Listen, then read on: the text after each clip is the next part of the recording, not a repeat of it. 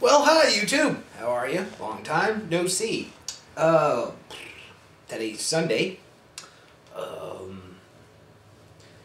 And I guess, really not a lot to do on Sunday, around here or anything. We're pretty much anywhere. I don't really do much on Sundays, but, so,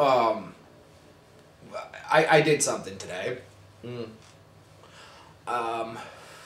Just a little something. I kept on monitoring it, but I don't know if anybody's heard, but there's a mass exodus, or not mass exodus. There's a mass amount of signatures going to President Obama's We the People website on whitehouse.gov.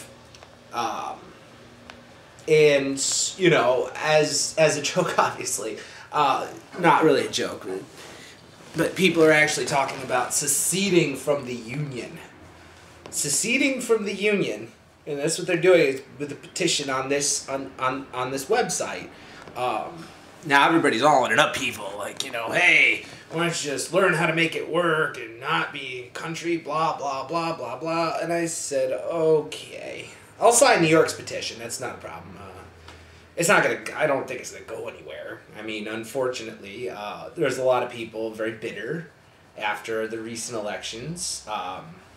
And there's a good reason to be bitter because, for the most part, what you heard is people were not voting for who they believed in or who they really believed could get the job done.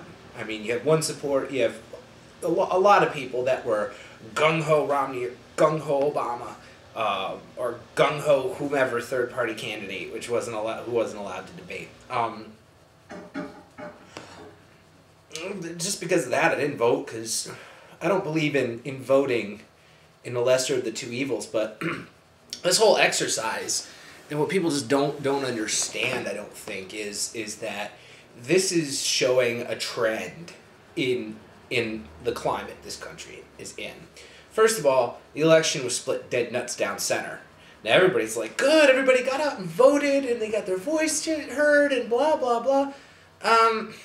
Hello?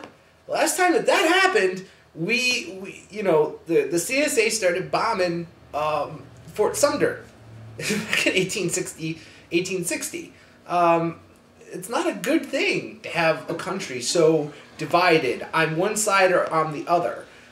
It's not such a good idea because that's basically what they do when they get into a war. You get one person on one side, you get another person on the other side, and you start shooting until everybody falls. It's not a good way to be. And I don't care whether you're staunch Republican, staunch Democrat. It shouldn't matter. We're all on the same team here, people. And I understand you think the democratic process is really, really important, and the bipartisan system is supposed to be working. It's not. It's a country divided. So, I mean, I had a little idea, and it struck me because I worked with a guy once. He was one of these, he was a little bit loony up here. He was a Navy corpsman, and he fought three tours in Vietnam, so he was actually in charge of spraying Agent Orange. He had some interesting jobs, but he was a little bit off. But there was one idea that he had that struck me as interesting, and he said they should be allowing people to vote on the internet. And I thought at the time, well, that's crazy. You got hackers, you got this, you got that, you got the other thing. And as I get older, and then I look into this damn election where people were losing friends, people are getting into fist fights. I mean, it's just so utterly ridiculous. Why are we doing this? What is the point? You go back onto exactly why is it we had the Electoral College and elected officials to begin with? Well, think about it. Back in the day, in 1776, you had, you know, horse-drawn wagons and things to get around, horses and horse-drawn wagons. There were no cars, there was no internet, there was no electricity, there was no running water. So, I mean, you can't very well in your right mind say, okay, we're going to have a vote on a law in Washington, D.C., or at that time it was Philadelphia, New York. We're going to vote on a law for everybody, and everybody that wants to vote on it, just show up. Now, you can't do that because then you'd have people that would be traveling all, like, you know, a month to get to Washington, D.C. or whatever. What happens to all the territories, like Louisiana Territory back then? People would not be able to vote, even in the 1800s, even with cars in the early days. But with the advent of the internet, okay, and the advancement of the internet, now we got something here. You know, we've invented things like 128-bit encryption and things like that.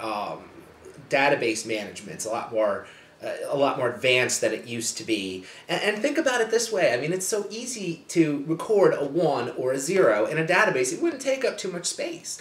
I think somebody needs to work on this. And it's very important. I think, because I felt cheated in the last election. I was, you know, and some of these things that are coming through are pretty damn important and pretty damn significant. Healthcare. The healthcare bill. There are parts of it that people like and parts of it that people don't like. Parts of it that need to be explained and parts of it that needs to be developed a little bit more. Who's got a say in all of that?